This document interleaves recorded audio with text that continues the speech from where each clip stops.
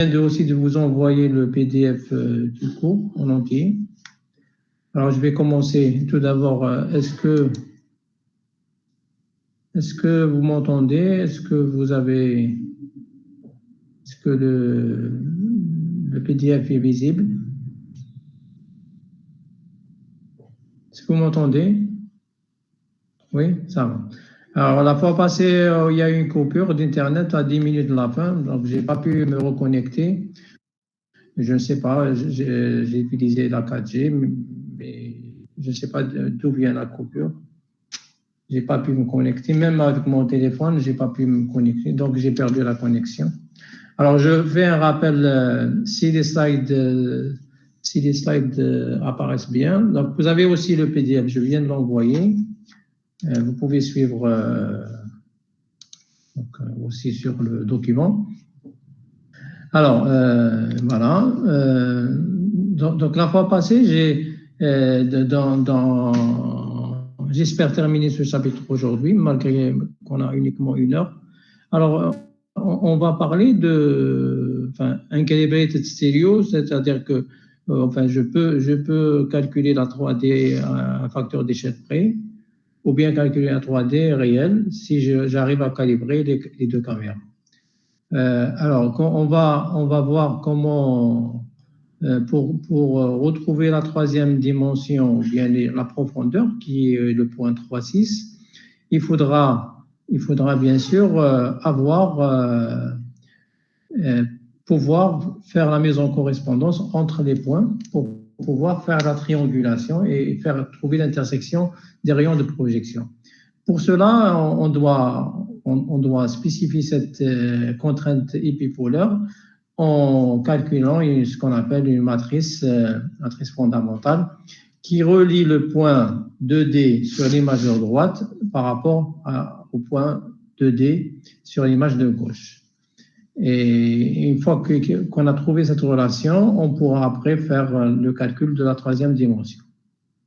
Voilà, donc, alors je vous rappelle,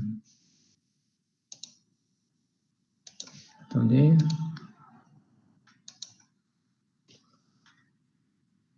Voilà, j'ai accepté. Alors, je continue. Alors, vous m'arrêtez. Bon, si je pose une question, il faut me répondre. Hein. Donc, je suppose que ce n'est pas uniquement vous qui font le ramadan. Moi aussi, je le fais. Donc, je me suis réveillé très tôt pour faire uniquement 1 heure de cours. Et c'est tout. Et je suis au bureau. Hein, donc, là, je ne suis pas au lit. Hein, donc, je vais vous là où je suis. Hein. J'espère que vous êtes en train de regarder. Voilà. Je ne suis pas au lit. Donc, je suis là, je travaille. Et je fais tant d'efforts. C'est-à-dire que on fait 1 heure. Il faut de votre côté suivre et poser des questions. D'accord ? Voilà. Alors, je rappelle que voici le problème de la vision stéréoscopique. Hein. Dans le slide numéro 5, hein, vous avez reçu le PDF. Alors, si vous prenez une caméra, vous prenez une prise de vue. Donc, vous avez une image qui est là. Donc, elle est représentée par un plan gauche. Vous avez une autre, vous prenez la même caméra, vous la bougez, vous la mettez à droite, bon, à une autre position, donc à gauche ou à droite, ça revient au même. Vous prenez une autre position. Alors, une scène, une scène, c'est-à-dire c'est des points objets, c'est des coins, c'est des surfaces, etc., vont se projeter sur l'image, la première, qu'on appelle gauche, left, et sur la deuxième image qu'on va appeler right, par rapport à la première.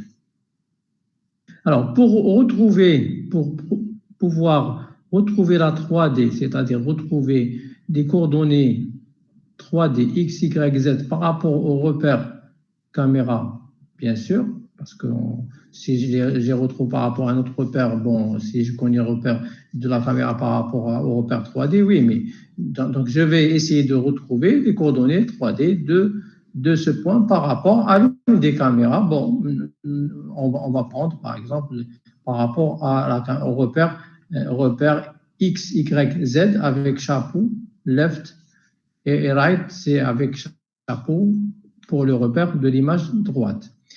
Pour pouvoir retrouver cette troisième dimension, qu'est-ce qu'il faut faire? Il faut faire la mise en correspondance. C'est-à-dire que si vous avez une chaise, le coin le plus haut à gauche donc, du dossier, ou bien un des points, on doit trouver son correspondant dans l'image de droite. Une fois qu'on a trouvé le correspondant, alors, si on connaît, bien sûr, si la caméra est calibrée, on pourra trouver l'équation des deux droites et trouver le point d'intersection et le tour est joué. Et nous avons donc les coordonnées 3D par rapport aux deux caméras. Alors, pour ceci, bien sûr, on doit connaître la position et l'orientation de la deuxième caméra par rapport à la première caméra. Voilà. Est-ce que vous êtes d'accord avec ce que je viens de dire? Oui. Hein, ça va? Là, il faut comprendre, bien sûr, si je vais vous balancer l'explication mathématique d'où vient un résultat, donc ça, c'est des détails que vous allez garder, vous allez comprendre. Après, c'est implémenté, tout ça, c'est implémenté. Mais vous devriez connaître l'origine de différentes choses. C'est ça la formation. Notre je voulais moi MP4 ou classe, mais MP4 d'où vient? C'est MP4. Demain vous allez l'utiliser. Vous savez, il y a la formation. Donc la même chose pour vision artificielle. Il faut connaître mais au niveau de TB, vous allez utiliser une bibliothèque. Toutes les fonctions ont été bien implémentées par une communauté qui travaille en groupe et qui se corrige, et à chaque fois il y a une nouvelle version. Chaque fois qu'il y a un article scientifique qui donne de meilleurs résultats, on corrige les prix. Voilà, ça c'est l'objectif, bien sûr. Alors, pour pouvoir calculer, donc qu'est-ce qu'on sait, nous? On sait calibrer une caméra, ça on l'a fait en TP pour les gens qui étaient présents. Pour ceux qui étaient absents, ils peuvent le faire seuls. Donc, on peut calibrer chacune des caméras. On va montrer comment estimer la position et l'orientation de la caméra droite par rapport à la caméra gauche. C'est une translation plus une rotation. Et une fois qu'on a ça, on peut, pour chaque primitive, ou bien pour chaque point d'intérêt gauche, on va chercher sur la droite épipolaire et non pas sur tout le plan qui va donc prendre beaucoup de temps. Voilà. Par conséquent, on va définir le plan épipolaire. Donc, nous avons expliqué que si je prends un point 3D vers l'avant, alors le point se projette sur l'image gauche ici, UL. Sur la droite, il va appartenir à une droite qui n'est autre que l'intersection de OL, UL, OR. C'est-à-dire que si on connaît, bien sûr, la relation qui lie la caméra droite par rapport à la caméra gauche, on pourra retrouver uniquement cette intersection et rechercher l'homologue uniquement sur la droite d'intersection qui s'appelle droite épipolaire. Voilà. Donc, pardon. Je ne sais pas ce que vous avez saisi, ou bien j'ai fait déjà un dessin, je ne sais pas. Mais normalement, est-ce que ça va pour expliquer maintenant le comment? Oui. Ah, l'écran est bloqué. Ah, l'écran est bloqué. Oui, mais il fallait le dire, hein, je ne sais pas pourquoi.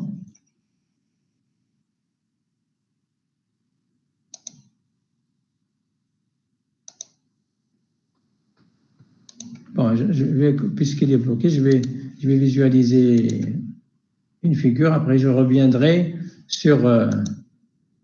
Alors, est-ce que ça apparaît? Oui, ça apparaît. Voilà. Donc, ici, vous voyez que. Donc, si je prends ce point, pardon. si je prends ce point, je prends ce point, je définis un plan qui est en vert. Alors, l'intersection de ce plan avec l'image, elle va me donner cette droite-là. Donc, cette droite, c'est épipolaire. Tout point qui appartient au rayon de projection il va appartenir, il va intersecter la droite épipolaire. Donc ça, c'est quelque chose de très facile à imaginer. Et par conséquent, si je prends un point gauche pour le chercher, je dois le chercher sur cette droite épipolaire. Donc je vais restreindre l'espace de recherche. Au lieu de rechercher le correspondant sur une image, sur tout l'espace, on va le chercher sur directement une droite. Alors, à titre d'exemple, vous l'avez dans le PDF, mais je vais le coller et vous montrer. Voilà, copier. Je vais le montrer ici. Vous l'avez dans un des slides. Alors, voilà.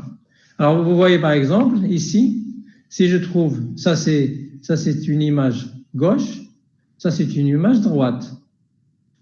Si je prends un point d'intérêt, exemple, ça c'est un point SIFT que j'ai détecté avec l'outil SIFT, d'accord? D'accord? Pour moi, ça c'est le point SIFT détecté. Alors, où se trouve son correspondant sur cette droite? Alors, c'est certes ici que quand je vais déterminer les points SIFT, je vais trouver plusieurs, d'accord? Je vais trouver plusieurs. Je vais trouver, par exemple, ici, etc. Quel est le point qui va correspondre? Alors, au lieu de faire la comparaison avec tous les points, on va calculer la droite épipolaire.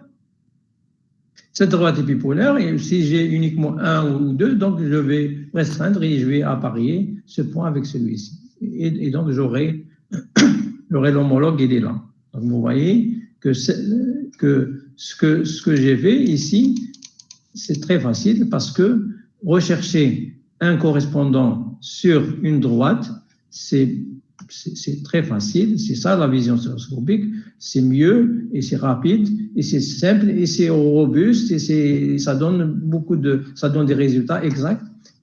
Donc on va rechercher sur l'image sur la droite épipolaire et j'aurai un seul point. Après je peux faire la reconstruction. Est-ce que ça va maintenant? Oui.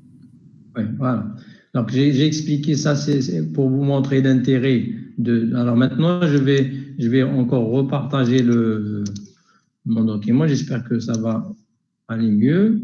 Sinon, je vais revenir à PDF. Voilà.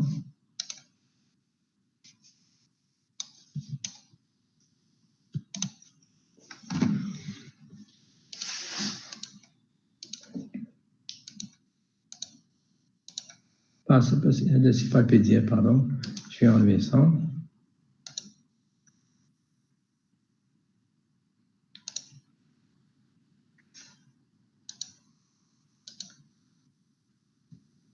Mon PDF, le voici.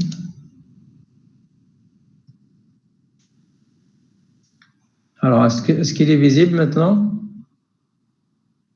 Ça va. Normalement, ça va. Oui. Alors, je vais dérouler. D'accord? Je vais dérouler. Voilà. Alors maintenant, pour moi, l'objectif, c'est quoi? L'objectif, c'est donc, je vais sauter tout ça. Après, je vais revenir. L'objectif, c'est quoi? C'est de trouver une relation entre le point gauche et le point droite. Alors, la relation est la suivante. Voilà. Alors, l'objectif, c'est d'arriver à exprimer une relation entre le point image gauche avec le point image droite. Donc, cette relation, pour chaque point, il y a une matrice qu'on va appeler la matrice fondamentale, que si je multiplie cette matrice fondamentale par le point gauche, je vais trouver le point droit. Donc, cette matrice fondamentale, elle met en jeu quoi? Elle met en jeu l'ensemble des paramètres de mon modèle, c'est-à-dire que elle va mettre en jeu les différents appariements. Ça veut dire quoi? Ça veut dire que c'est une relation entre la caméra gauche et la caméra droite, et donc elle va définir la contrainte épipolaire. Et par conséquent, ici, si je connais ça, donc j'espère que vous voyez toujours. Oui. Vous voyez très bien. Alors, enfin, on voit le PDF. Dans le PDF, voilà. Donc, c'est le slide numéro 18, hein, en cas Oui. où vous voulez. Alors, je vais expliquer ça. Après, je vais revenir à l'aspect mathématique, comment on a trouvé ça. Alors, ça, c'est une relation qui va lier. Bon, ne regardez pas en bas, je reviendrai. Il va mettre en relation tout point gauche qui est mis correspondant à un point de droite, de l'image droite. Voilà. Et c'est une matrice à 8 inconnus. On aura besoin, bien sûr, de 8 points. Donc, on reviendra sur ça. Donc ça, c'est ce qu'on appelle la matrice fondamentale. Hein. La matrice fondamentale, parce qu'elle met en relation les deux repères, l'emplacement de l'image droite par rapport à l'image gauche, et l'emplacement et l'orientation. Et donc, vous aurez, c'est comme si vous êtes en train d'exprimer la contrainte épipolaire. C'est ça, la contrainte épipolaire. Donc, la contrainte épipolaire, c'est une relation entre l'image gauche, le point image gauche et l'image droite. Alors, comment maintenant résoudre ceci? Alors, j'ai dit que je reviendrai tout à l'heure, hein, comme ça, vous allez voir d'abord l'utilité. Après, on va revenir. Alors, comment résoudre? Donc, d'abord, on doit calculer la matrice fondamentale. Pour calculer la matrice fondamentale, alors vous voyez bien ici que pour chaque équation, pour chaque paire de points en correspondance, j'ai une équation. Donc, vous la voyez ici, qui va se traduire comme ça. Donc, alors, si pour moi les inconnus, c'est de F11 jusqu'à F33, d'accord? Alors, si je multiplie ici UL, F11, etc., après je vais multiplier par UR, d'accord? Donc, on aura cette ligne. Donc, c'est une ligne. Et chaque ligne, bien sûr, ici, quand je multiplie, donc ça fois ça, donc après tout ça, vous aurez une valeur, d'accord? D'accord? C'est une multiplication. Alors, si je multiplie ça par ça, vous avez une valeur. Ça par ça, vous avez une valeur. Ça par ça, vous avez une valeur. Après, vous avez 3 valeurs. Vous allez multiplier par la ligne. Et donc, vous aurez une seule valeur. Et tout ça, c'est des multiplications par les FIJ.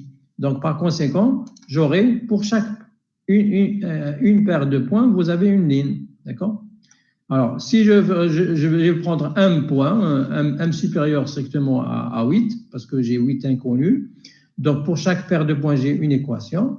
Alors, je vais résoudre le système d'équations et j'aurai après, donc, j'aurai les résultats. Donc, une fois que j'ai les résultats, bon, donc, voici mon problème. J'ai pu calculer en utilisant 8 points à parier. Donc, quand vous allez prendre deux images, vous allez utiliser SIFT, par exemple, ou un autre point d'intérêt. Vous allez les mettre en correspondance. Une fois qu'ils sont mis en correspondance, donc il vous faut un minimum de points. Donc, vous allez résoudre le système linéaire pour trouver la matrice fondamentale. Une fois la matrice fondamentale est calculée, donc c'est un ensemble de valeurs, vous avez un inconnu ici, ça c'est l'inconnu, plutôt ça c'est connu, et ça c'est l'inconnu. URVR c'est inconnu. Donc, je vais réécrire ça. UR, c'est l'inconnu, VR, c'est l'inconnu, le reste, c'est connu. Donc, j'aurai une équation linéaire, une équation d'une droite. Et donc, j'aurai VR en fonction de UR. C'est Y égale AX plus B. Et après, je vais dessiner ma droite. D'accord? Est-ce que c'est clair ou non? Monsieur, vous pouvez répéter la dernière étape, s'il vous plaît? Voilà, je vais répéter. Alors, donc, je suppose que j'ai estimé les paramètres de la matrice fondamentale. Donc, on va revenir, on va travailler par niveau. Donc, je suis en train d'expliquer l'utilité. Après, je reviendrai pour l'aspect mathématique qu'il faudra aussi connaître. Je suppose qu'on a estimé cette matrice fondamentale. Alors, la matrice fondamentale, elle lie les points, chaque point gauche par point droit. Donc, supposons que maintenant, j'ai un point gauche, je veux chercher son point, son correspondant sur l'image droite. Donc, j'ai cette relation qu'on a tout à l'heure montrée, qui lie les deux points, d'accord? Et il suffit uniquement de détailler. Alors, comment je vais multiplier les matrices? Alors, vous avez ici une colonne, ici trois lignes. Donc, cette ligne fois cette colonne me donne une valeur. Cette ligne fois la deuxième ligne fois la colonne me donne une deuxième valeur. Et troisième ligne fois la colonne me donne une troisième valeur. Donc, j'aurai multiplication des FIJ fois le point droit, donc c'est en coordonnées homogènes, me donnera une colonne de valeur, alors que je vais multiplier par la ligne. Donc ici, j'aurai UL fois le résultat, VL fois le résultat, et 1 fois le résultat, c'est la somme. Ou bien je vais commencer par ça, à la gauche, je vais multiplier par la droite, et j'aurai l'expression suivante. Donc UR fois, tout ça c'est connu, hein. UL, VL, c'est connu, c'est un point gauche que je cherche, pour lequel je vais chercher son correspondant sur une image droite. VR est connu, il est inconnu, UL, VL, etc., tout ça c'est connu, plus la constante. Donc ça me donne quoi? L'équation d'une droite. Ça veut dire quoi? Sur l'image droite, VR et UR sont en relation. Le point droit correspondant au point gauche, il appartient à la droite suivante. C'est une constante, AL c'est une constante, UR plus PL qui est une constante fois VR plus CL. Donc c'est l'équation Y égale AX plus B. Donc je peux mettre VR égale moins AL divisé par BL UR moins CL divisé par AL et ça me donne l'équation d'une droite. Et voilà. Donc une fois que j'ai calculé, si je prends ce point, je vais calculer la droite, hop, j'ai la droite où trouver mon point correspondant. Ça veut dire quoi? Ça veut dire que si j'ai deux images, si j'arrive à calculer la matrice fondamentale, dans ce cas, je vais rapidement calculer le correspondant et résoudre mon problème. Donc, il suffit uniquement d'avoir quoi? D'avoir 8 paires, 8 points à parier. Donc, si vous avez 8 paires, c'est pour cela qu'on appelle ça un calibrate, c'est-à-dire que les points d'initialisation, ils doivent être robustes, ou bien on va faire un problème de training, c'est-à-dire on va chercher la matrice fondamentale la mieux, la mieux, la meilleure qui va donner de bons résultats.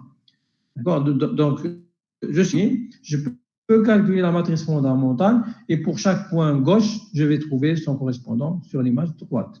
Est-ce que c'est clair? Oui, oui. Oui. Ça va? Donc, j'ai essayé d'expliquer sans montrer l'ensemble des équations, mais je dois revenir sur ça pour passer en revue toutes ces équations. Est-ce qu'il y a des questions?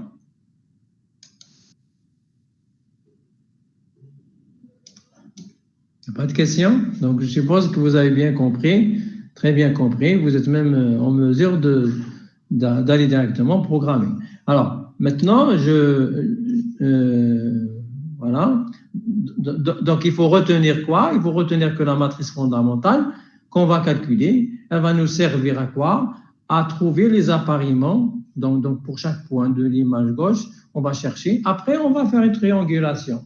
Si vous avez des caméras calibrées, vous allez retrouver la 3D. Alors, la 3D, pour sauter directement, voilà, vous voyez ici. Donc, ici, j'ai deux images. hein, ça me donne, bon, ici, je vais prendre tous les points, d'accord? Et vous avez ça, quand on tourne, vous avez une autre scène. Donc, on fait une construction dense. Tous les points sont pris en considération, tous les pixels, d'accord? Je ne sais pas, est-ce que c'est visible ça? Voilà. Voilà. Alors, je reviens maintenant.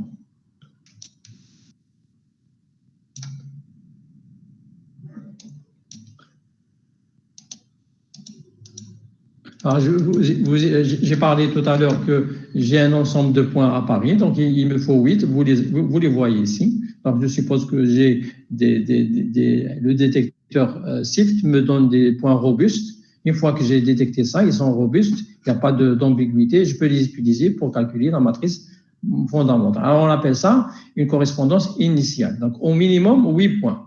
Alors, par contre, une question, trop loin. Là, la plomographie, on a pris uniquement 4 points pour calibrer la caméra. Ici, on a 8 points. Alors qu'on a toujours l'équation avec 8 inconnus. Même la matrice, elle est de cette forme.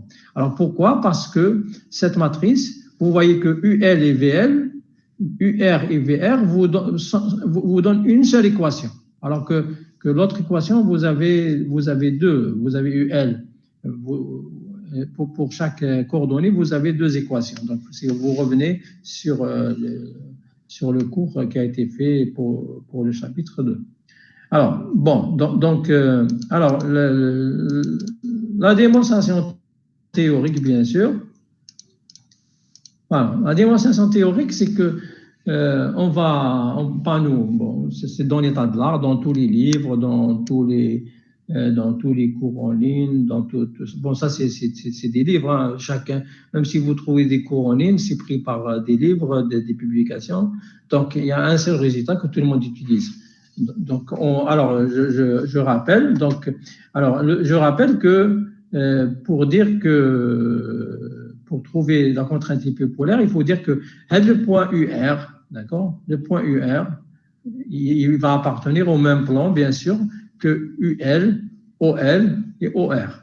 Alors, comment on va faire? On va prendre, bon, ça c'est des notions algébriques, calcul matriciel, calcul vectoriel. Alors, si je prends le T qui est le vecteur entre les deux origines des repères images, left and right. D'accord? Alors, et R, grand R, c'est la matrice de rotation de la matrice du repère droit par rapport au repère gauche. Alors, si je prends le vecteur normal à T et XL, alors XL, c'est le vecteur, c'est le rayon de projection, ou bien le vecteur associé à mon point image gauche, UL, d'accord? Donc, ici, je dessine uniquement le plan, mais sinon, si je reviens ici, c'est le vecteur 3D. Donc, ça, c'est XL, d'accord? Alors, j'ai cette normale, donc la normale. Alors, on va réécrire la normale, ou bon, calcul vectoriel, c'était la norme de t fois norme de x fois cosinus. Donc, plutôt fois sinus, mais je ne sais pas cosinus, d'accord? Donc, j'ai la normale. Quand c'est 90 degrés, c'est que vous avez les trois doigts qui vous donnent le repère tal alpha, d'accord? Après, on va prendre le XL. Quand on va le multiplier par cette normale, alors sachant que XL, toujours le vecteur qui a été utilisé ici, c'est le vecteur qui est en relation avec l'image, point image. Le produit, donc, dot, c'est le produit scalaire, c'est cosinus, donc il va vous donner 0. Donc, on va développer cette équation, donc on va la développer, donc c'est tout, on va la développer, et pour trouver la relation entre, donc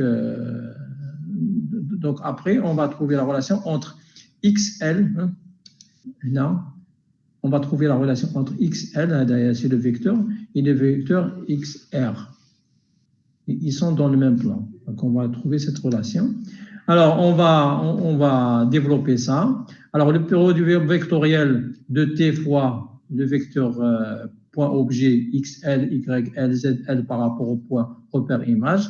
Donc ça, c'est connu, c'est le croisement des multiplications des coordonnées. Donc vous pouvez revenir au calcul de produit vectoriel. D'accord? Après, donc une fois que j'ai fait ça, je prends mon vecteur par rapport au repère gauche, donc vecteur du point P, XL, YL, c'est les coordonnées ZL, que je vais multiplier par le produit vectoriel égale 0. Donc on va développer ça.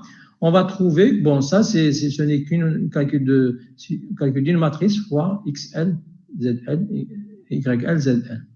Donc, on va noter ça comme étant donc, coordonnée du point P fois une matrice TX, bon, elle n'est pas égale à T translation, vous la voyez ici, fois le vecteur P en colonne égale à 0. D'accord? Voilà, donc, une fois que j'ai trouvé ça, je la reprends ici, d'accord? Donc, ça, c'est une relation entre XL, d'accord? XL et, bien sûr, le vecteur T. Donc, c'est une relation entre les deux. De la même façon, j'ai une relation qui va lier le point de vecteur droit, XR, par rapport au point, au vecteur gauche. Donc, je reviens ici. Le vecteur Adam, il est obtenu. Si je le multiplie par la rotation plus translation, je vais le ramener au vecteur UL, plutôt au vecteur XL. Donc, voilà, on va écrire ça. Donc, on a écrit XL, qui est multiplication de la matrice de rotation plus translation, fois le vecteur droit. Donc, vous voyez ici que j'ai une relation entre XL et XR. J'ai une relation entre XL et XL. Donc, ici, je vais remplacer le XL par tout ça pour avoir une relation entre le vecteur gauche avec le vecteur Adam, avec le vecteur ceci, droit. Voilà, donc on va le remplacer. Et voilà, on va le remplacer pour trouver, bon, on va faire des calculs, donc tout ça, je ne vais pas l'expliquer. Vous pouvez suivre, c'est un calcul de matrice. Bon, tout ça, ça me donne 0. On arrive au résultat suivant. Le résultat. Donc, j'aurai finalité, les coordonnées du point gauche fois une matrice, c'est-à-dire, on a calculé, fois la rotation, fois le vecteur du point droit, c'est-à-dire les coordonnées par rapport au repère droit, égale 0. Donc, alors vous voyez ici, c'est quoi? J'ai les coordonnées du point gauche, fois la matrice fois une matrice qu'on appelle une matrice essentielle. Une matrice essentielle, fois le point droit. Donc ici, ça ressemble à la matrice fondamentale, sauf que, donc ça c'est un travail de Languette et Hingis, 1981. Ça, c'est quoi? C'est une relation qui va lier les coordonnées du point par rapport au repère gauche et les coordonnées du point, les mêmes points par rapport au repère droit. Donc, on appelle ça, c'est une matrice essentielle. C'est une liaison entre les deux points.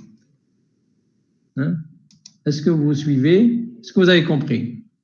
Donc, les deux slides, ou les 3 slides, c'est pour trouver une relation entre le vecteur O left, U left et le vecteur O right, U right, c'est-à-dire les deux rayons de projection. Donc, ça, c'est les coordonnées du point par rapport au repère gauche, et ça, c'est les coordonnées du point par rapport au repère droit. Et ils sont reliés par quoi? Par une matrice qui met en jeu quoi? La translation et la rotation, bien sûr. Ils sont en relation, comme ça. Donc, c'est ce qu'on appelle la contrainte épipolaire, sauf que cette contrainte épipolaire, elle met en relation les points 3D et non pas 2D. Est-ce que ça va?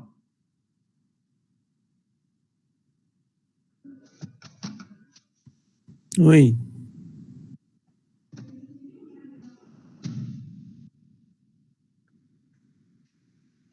Oui, et les autres? Les autres, ça va ou je ne vous demande pas maintenant d'approfondir les équations. Les équations, ils sont dans l'état de l'art où vous pouvez les reprendre. Est-ce que, oui, bon, je suis en train de vous donner un résultat, d'expliquer. Donc, ce résultat, vous voyez ici que les coordonnées d'un point 3D sur le repère image, le repère 3D lié à la caméra gauche, sont en relation par rapport, s'il y a une matrice qui va les lier. Et cette matrice, elle est unique pour tout système stéréoscopique. Si vous prenez une caméra, vous prenez une scène, l'image d'une scène, vous allez dans un autre endroit, vous prenez l'image de la même scène avec un point de vue différent. Chaque point 3D qui apparaît sur les deux images, il a des coordonnées 3D. Alors, ces coordonnées 3D sur chacun des repères liés aux caméras sont en relation. Donc, la relation, elle est ce qu'on appelle la matrice essentielle. Sauf que cette matrice, on ne peut pas l'utiliser. Pourquoi? Parce que nous, ce qu'on va chercher, parce qu'on ne connaît pas. On ne connaît pas, même si on arrive à estimer ces coefficients, les coordonnées x, l, y, l, z, elles ne sont pas connues. Donc, on ne peut pas l'utiliser comme telle. Donc, la matrice essentielle, elle met la relation, c'est une relation qui lie les coordonnées d'un point 3D sur l'image gauche, sur le repère droit par rapport au repère droit. Donc ça, c'est... alors maintenant, comment estimer sachant que les vecteurs qu'on appelle x-left, x-left, c'est pour dire c'est de tout le vecteur, et right sont inconnus. Donc, on peut pas les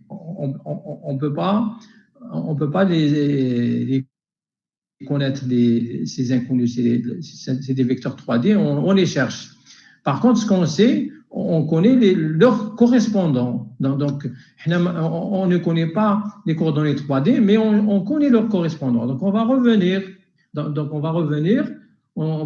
dans les équations pour remplacer ces vecteurs 3D, donc les coordonnées 3D par rapport à la repère caméra gauche, repère caméra droit, en utilisant les images des points. Donc, c'est ce qu'on va faire. Donc, on va revenir à des équations à Euclidean. Donc, U égale à Fx, etc. Donc, c'est des équations de projection. Et on va écrire quoi? On va écrire que ZL fois ULVL, c'est les coordonnées. Donc, ZL, c'est les coordonnées 3D. XL, ZL, YL, c'est les coordonnées 3D. Donc, et FX, FY, OX, OY, c'est les paramètres intrinsèques de la caméra. Donc, j'aurai la matrice de calibration fois le point 3D. Donc, j'ai ZL fois ça me donne la matrice de calibration fois le point 3D. Donc, de la même façon, je peux écrire pour la caméra droite. Donc, je vais appeler K pour dire qu'elle est calibrée. Donc, bon, ça ne s'équipe pas avec K, mais on va la noter comme K. KL et KR, c'est des matrices de calibration. Et bien sûr, je vais obtenir, bon, si vous voulez, après, il suffit uniquement de prendre la transposée. Donc, j'aurai en réalité le point 3D, donc le point 2D, là, fois ZL fois la matrice de calibration égale au point 3D, XL, YL, ZL. La même chose pour l'image de droite, d'accord?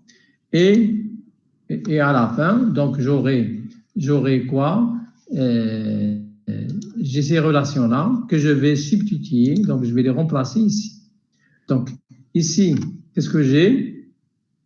Donc, ça, c'est pour l'image droite. Donc, je vais prendre XL, YL, ZL, que je vais injecter ici, d'accord? Donc, là, je vais injecter donc X right, ça c'est les coordonnées 3D, ça c'est les coordonnées 3D, d'accord?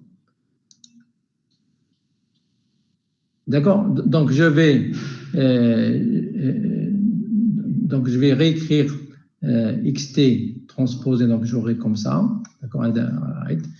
Et je vais bien sûr utiliser donc les coordonnées 3D que je vais injecter. Et j'aurai la relation, pardon. Voilà, j'aurai la relation, la matrice fondamentale, d'accord, que je vais multiplier par K-1 d'accord. Hada c'est quoi? Hada c'est le vecteur hada. XR c'est ça.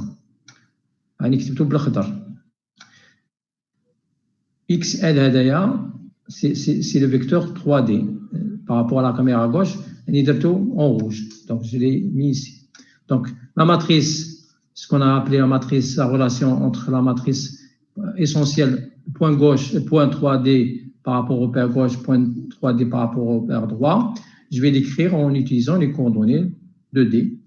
Et ZL hadaya, je peux le simplifier. Donc j'ai une relation entre les coordonnées image. Donc, voilà, c'est tout. Donc, je suis passé de ça en utilisant la relation entre le point image et le point 3D, point image et le point 3D, je fais une substitution, j'obtiens ça. Alors, tout ça, donc ça va me ramener vers la matrice fondamentale. Voilà. Donc, il suffit uniquement de prendre la matrice calibrée, je vais multiplier par ça, fois ça, donc j'appelle ça matrice fondamentale, et c'est la relation qu'on a expliquée tout à l'heure, qu'on a utilisée pour trouver la droite épipolaire. Donc ça, c'est la droite épipolaire. Et bien sûr, je peux après revenir pour trouver la matrice essentielle. La matrice essentielle, c'est la matrice calibrée gauche transposée fois la matrice fondamentale fois la matrice de calibration droite. Voilà, ça c'est pour l'aspect mathématique. Donc je répète que je suis parti, donc je répète, on a trouvé, donc on est parti de l'hypothèse que les vecteurs sont dans le même plan, d'accord? Et on a réécrit donc le produit vectoriel et le produit scalaire, d'accord? Après, on est arrivé à la matrice, la voici, la matrice essentielle, qui lie les coordonnées point 3D par rapport au repère gauche, les coordonnées 3D par rapport au repère de la caméra droite. Maintenant, ça, on peut rien faire avec ça, sauf qu'on peut utiliser, c'est-à-dire substituer ici, remplacer des coordonnées 3D par les coordonnées 2D avec une relation, la matrice de calibration. La même chose ici. Donc, ce qu'on va faire ici, on a repris des équations pour trouver la relation suivante.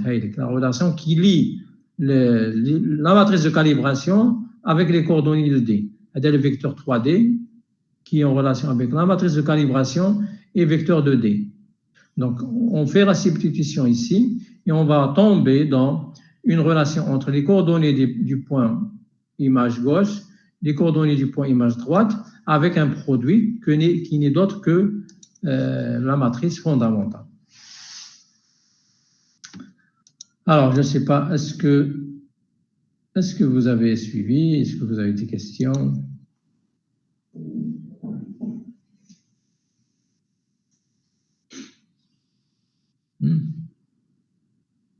Silence. Alors, je vais vous poser la question d'ailleurs. Quelle est la différence entre la matrice essentielle et la matrice fondamentale? Ouais. Je connais qui a suivi le cours. Quelle est la différence entre... Alors, ça va, Mohamed Merali, si vous êtes là, vous essayez de me répondre. C'est-à-dire, le dernier message. Ça va, c'est ça? Quelle est la différence entre la matrice essentielle et la matrice fondamentale?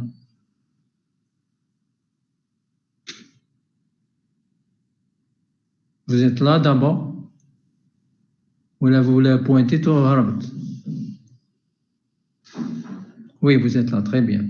Est-ce que vous avez saisi la différence entre la matrice fondamentale et la matrice essentielle?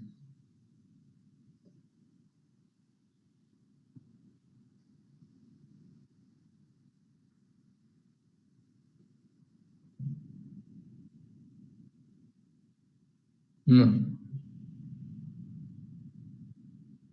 Comme les slides, vous pouvez regarder les slides, vous pouvez les parcourir et voir. Alors, qui peut me répondre à la question?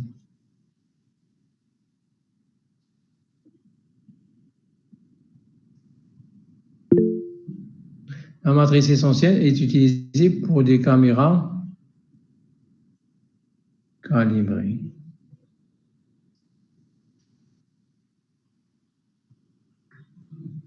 Et même fondamentale est utilisée pour les matrices calibrées. Alors, Améliès, monsieur fondamental, c'est trouver les appareillements du repère droit vers gauche. Oui, ça c'est pour comment l'utiliser, très bien. Et essentiel, je ne Robert.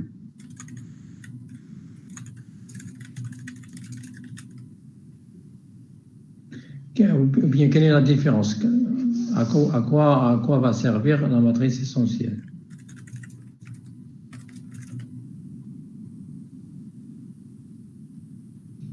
Pour les points normalisés, c'est-à-dire les points normalisés, les points 3D.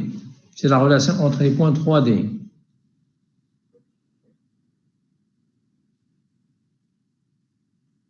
C'est ça?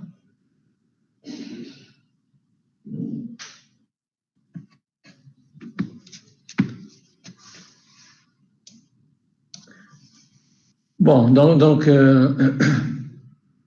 alors, je reviens.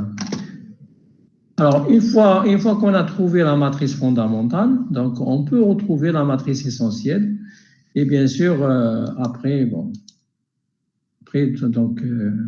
on va voir après comment on peut retrouver la matrice de rotation et de translation à partir de la matrice Naya en utilisant la matrice essentielle. Donc, une fois qu'on a trouvé la matrice fondamentale, on peut résoudre le problème de mise en correspondance. D'accord? Alors, une fois qu'on a donc la matrice essentielle, on peut utiliser, donc en utilisant la SVD, on peut retrouver les matrices R et T. Donc ça, c'est des outils mathématiques. On peut trouver la rotation et la translation qu'on pourra utiliser après pour la reconstruction 3D. Voilà. Donc, si j'ai un point 2D, alors pour trouver la matrice, une fois qu'on a trouvé la matrice fondamentale, on va trouver l'équation de cette droite qui est appelée hyperpolar line. C'est dans cette droite qu'on va localiser le point correspondant. Voilà. Donc, pour faire ceci, il suffit uniquement vous avez les inconnus. Donc, un point, si vous avez eu RVL, voici les coordonnées, voici l'équation de la droite où se trouve votre point droit que vous cherchez. Donc, elle est là, si vous connaissez ça. Voilà. Alors, maintenant, il reste quelques slides. Alors, donc, si on connaît bien sûr les paramètres intrinsèques, d'accord, on a cette relation, vous connaissez déjà, URVR en fonction des coordonnées 3D, d'accord. Donc, nous avons aussi donc la relation qui lie le point gauche, le point par rapport au paire gauche par rapport au paire droit. Donc ça, on l'a déjà fait. Donc, il suffit uniquement de réécrire tout ça. D'accord. On va réécrire, on va injecter tout ça ici pour obtenir. Donc, on va écrire tout ça. ULVL, c'est la matrice de calibration gauche, fois la matrice de rotation-translation, fois le vecteur droit. Donc, ça, c'est la matrice de perspective gauche. Donc, UL c'est le vecteur image ULVL, c'est la matrice de calibration, matrice de perspective par rapport au point 3D. C'est le point 3D, bien sûr. Pour la caméra droite, URVR, c'est le point, c'est la matrice de calibration fois le vecteur R. Donc, là, c'est les coordonnées par rapport au repère de la caméra droite. Là, la matrice intrinsèque, c'est la matrice perspective qui met en relation le vecteur de translation et le vecteur et la matrice de rotation. Voilà. Donc, une fois que j'ai obtenu ça, donc les multiplications je peux avoir une seule matrice, donc la voici. D'accord? Donc, pour moi, les inconnus, c'est quoi? C'est XR, YR, ZR. Donc, si je connais pour l'image droite la correspondance entre ça et ça, donc j'ai UL, vecteur NR, c'est l'image. Donc, pour moi, l'inconnu, c'est le vecteur par rapport au repère 3. Donc, j'ai créé les équations. Donc, NR, ça c'est connu, ça c'est connu. Je vais écrire mes équations et je fais la résolution du système d'équations et j'aurai bien sûr les coordonnées XR. XR, ada ou l'inconnu. Donc j'ai un ensemble d'inconnus que je vais, plutôt trois inconnus, XR, ZR, YR, en utilisant plusieurs, plusieurs équations.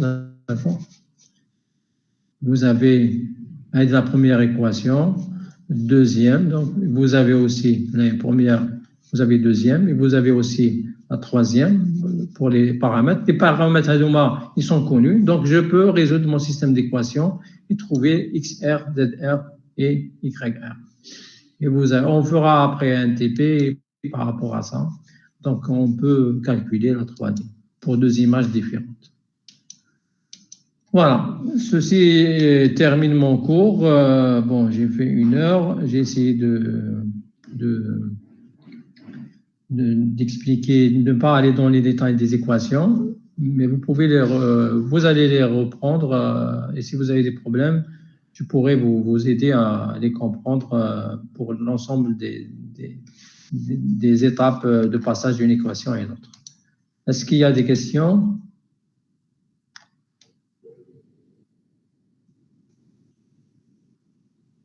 Ça va. Ça va? Voilà, très bien. Voilà, donc résumé, je vois ce qu'il faut tenir dans votre tête d'abord, avant de reprendre le chapitre. Tardo deux caméras, ou là, une caméra que vous allez bouger. Si vous êtes capable d'avoir 8 points à parier, vous pouvez reconstruire votre mode 3D, sachant que vous avez déjà calibré vos caméras. D'accord? Donc, c'est votre caméra. Donc, vous la calibrez, vous prenez une image, une deuxième image, vous pouvez donc retrouver la mise en correspondance et vous allez estimer la matrice fondamentale. Après, c'est la matrice essentielle. Après, vous allez calculer la 3D. Donc, on fera ça en TP, Inch'Allah. Vous allez mieux comprendre en regardant l'ensemble des primitives implémentées par OpenCV. Voilà, j'ai fait exactement. Donc, il est 10h30. Je vous laisse si il n'y a pas d'autres questions. À mercredi, nous avons un TP, donc toujours le matin, 8h30. Voilà, merci. Oui, allez-y, monsieur.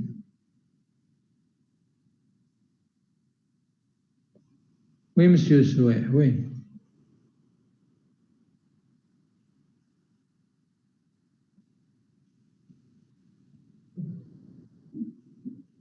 Vecteur translation, c'est par rapport, ça dépend de ce que vous avez utilisé dans la calibration, c'est par rapport à l'unité TAC. Dès حسبت 1 c'est 2, donc حسب ضربها في l'unité TAC que vous avez utilisé. Dans l'unité, vous avez pris X, Y, Z, 1, 2, 3, etc. Donc, c'est des unités. Donc, unité X, si vous avez pris 2 cm, ça sera de 2 cm. Par unité, mais je ne sais pas par millimètre. Parce que dans le calcul Camel, on n'a pas travaillé avec millimètre. On travaille par unité. Unité, pour le mètre, l'essentiel, c'est par rapport aux coordonnées 3D. Donc, il a des coordonnées 3D à 2 mètres, il va vous donner la en mètre. Au lieu de donner 1, 2, 3, vous avez donné 0,01 ou 0,02, il va vous donner en mètres. D'accord? Il y a d'autres questions? Voilà, donc merci, à la prochaine.